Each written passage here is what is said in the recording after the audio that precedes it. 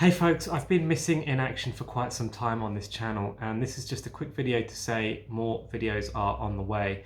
There's been a lot going on. There's been deaths in the family. There's been a lot happening, and so I do apologize for leaving those of you who don't coach with me personally just out in the lurch, not answering your questions that you've been posting. I do feel bad about that, but it's a new year. Happy New Year, by the way, and I really hope that the cold spell that we've been having for those of you in the Northern Hemisphere hasn't been too taxing on your skin.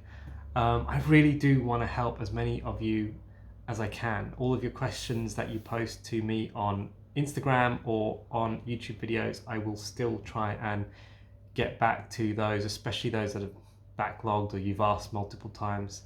But most importantly, if you personal message me and you say video topic idea, I will endeavor to make a video on this channel about it. Most of the questions lately have been surrounding this cold spell. What do you do in the cold months?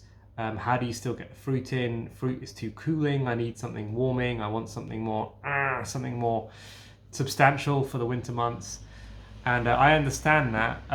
The biggest tip I can give you would be concerning the morning liter of water. Try to have a warm liter of water ready for you to drink in the morning, because if you're in a hurry in the morning, you run a tap, it's going to be freezing cold from the pipes that have run underground to wherever you live. So either put a bottle in your bed with you or boil a kettle and do half and half so that you can have your liter of water in the morning as normal. As far as your fruits and all of that good stuff, nothing changes. Get your fruit in, please, because it's still the most cleansing, detoxifying thing that you can eat that has fiber in it in the morning. And so if you're still doing green juices, do those as well. Smash the fruit in the morning, and then as the day goes on, you can start and get some more substantial stuff in your diet. But if you want to go down the line of doing more oatmeal or Weetabix or that sort of stuff because you find it warming, have some fruit, even if it's just a little bit of fruit, to get things, just to get that sugar hit in the morning, to get that cleansing, high, fast digesting stuff into the body first, and then progress on to your more warming stuff and enjoy all that.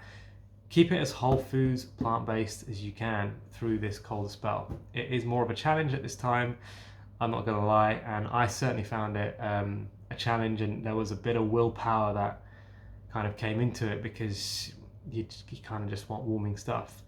And if you have to go more starch solution at this time overall, so you have less raw, more cooked, that's fine. Just keep it as detoxifying as you possibly can. We want to keep the daily rate of detox high. Keep doing enemas, green juices, anything that you can incorporate into your program to keep detoxification high. Remember that your skin can only heal if the rate of detox is higher than the rate of toxins coming into the body, and you can only create amazing new skin cells if you've got the nutrition, you've got the ingredients there for your body to construct that amazing new skin. You want every skin cell that you create from this point forwards to be better than any skin you've created in the past, and that's still completely possible whatever the climate, wherever you are in the world. The ingredients are there.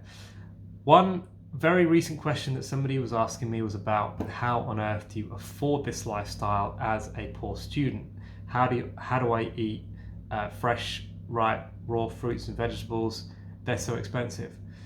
Well, my answer to that is focus more on the cheap vegan foods that half the world population who live on $2 a day or less eat. Focus on what they do. So that's things like rice, potatoes, other grains, bananas, plantains, and then simple greens like lettuce.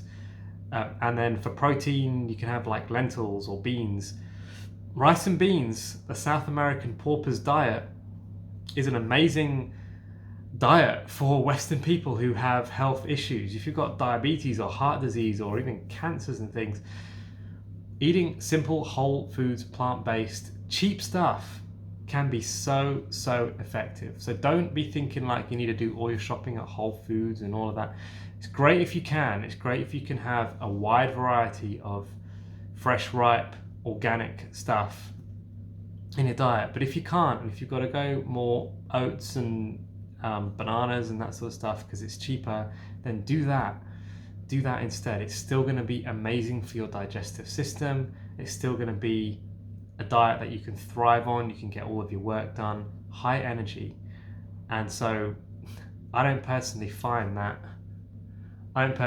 anymore that I notice the cost of this lifestyle at all, because don't forget, meat and dairy products are very expensive as well. You know, even with the subsidies from governments that you may live in, they are expensive. So you're not having any of that stuff now, so put all of that money instead into organic bananas and lettuce and spinach and all that amazing stuff. Right, I'll stop rambling.